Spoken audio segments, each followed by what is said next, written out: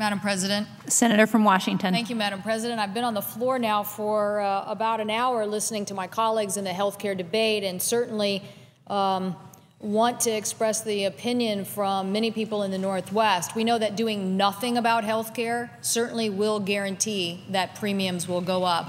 We know what's happened in the last 10 years. They've gone up 100%. We know that doing nothing now means they'll go up 8 to 10% a year. And we also know that there's about $700 billion in waste in the system. So this is about what we can do to reform the system so that we can stop the rise and increase that we're seeing in our premiums. And there's many good things in this legislation, changing fee-for-service systems so that we're driving down the quantity of health care that is delivered instead of making sure that it's quality, making sure we make reforms in long-term care, making sure that we give the power to states to negotiate and drive down the cost of rates. So I hope my colleagues in the next several days will join us in the discussion about how we continually improve the bill to drive down cost, because doing nothing will not get us to that point. And I know my colleague, Senator Collins, was just on the floor with some of my other colleagues, the senator from Oregon and Indiana, to discuss their ideas on how we drive more cost containment. But I want to, Madam President, send to the desk legislation on another subject that I would like to introduce on legislation on my behalf and Senator Collins, the senator from Maine, dealing with putting a market signal on carbon so that we can get off of carbon and move forward on a green energy economy that will create millions of jobs in America. Now, I know we're still on health care, so I'm not going to take a lot of time right now to talk about this, because we, in the next several weeks and months ahead, are going to have a lot of time to talk about this issue. But I do want to say for my colleagues, as we are introducing this legislation, that the American people have been on a roller coaster ride with energy prices. I know the presiding officer knows this because she comes from the Northeast, and she knows what home heating oil costs have done to her state and surrounding states. I know my colleague from Maine knows this as well, and I'm sure that's part of her motivation in joining me in this cause. The American public cannot sustain having oil prices wreak havoc on our economy for the next 30 years. And we know from economists of what they say that sometime in the next 5 to 30 years, we really will be at peak oil. And once we're at peak oil, the cost to the U.S. economy will be even more extravagant. So the American people want to know what we're going to do to transition off of that and do so in a respectable way.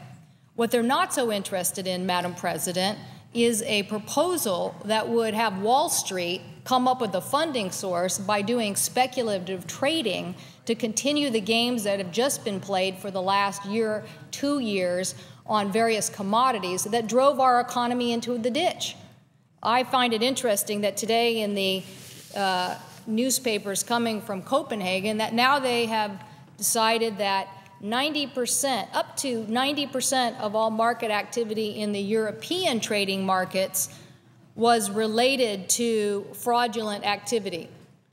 So that tells us that trading markets already existing on carbon futures have had great deals of problems of manipulation. I don't think we need to repeat that here in the United States. What we want to do instead is say, we're going to make sure that consumers get a check back to help them with their energy bills. We want to say we are going to protect them from the skyrocketing prices of energy, but we are going to transition off of fossil fuel and onto new sources of energy, of biofuels, of alternatives like wind and solar, of things like plug-in electric vehicles, of electricity grid that can be more efficient and a smart two-way communication system. And in the end, our economy is going to be better.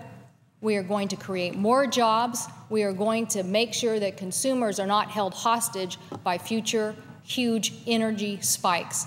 And I think if we do that, Madam President, we are going to leave to the next generation a better situation. We are going to leave the planet Earth in better shape.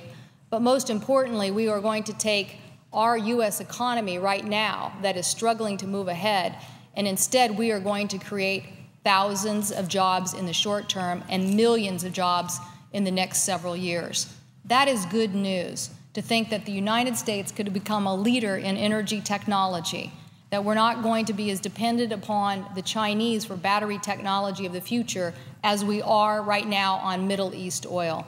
So I introduced this legislation with the most respect for my colleagues, Senator Boxer and Kerry and Lieberman and McCain, many of my colleagues who've been involved in this issue for many decades, but to work across the aisle, because I think if anything healthcare shows us, we have to cut down the amount of time that it takes to move these important pieces of legislation by working together in an effort to show that we really do understand the needs of the American public. We have to drive down their costs, not just on health care, but on fuel as well. And we have to give them economic opportunity for the future. And sending this market signal is the best way to create jobs and help protect consumers for the future. I thank the President, and I yield to my colleague.